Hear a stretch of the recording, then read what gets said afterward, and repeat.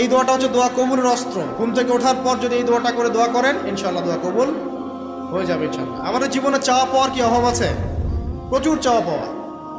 আপনি পড়বেন লা ইলাহা ইল্লাল্লাহ ওয়াহদাহু লা শারীকা লাহু লাহুল মুলকু ওয়া লাহুল হামদ ওয়া হুয়া আলা কুল্লি শাইইন কাদির সুবহানাল্লাহ আলহামদুলিল্লাহ ওয়া লা ইলাহা ইল্লাল্লাহ ওয়াল্লাহু আকবার লা হাওলা ওয়া লা কুওয়াতা ইল্লা বিল্লাহ আল্লাহুম্মা ইগফিরলি। এটা পড়ার পরে হাত তুলে দোয়া করেন, যা দোয়া করবেন তাই পাবেন ইনশাআল্লাহ। জানতেন? জানতেন না?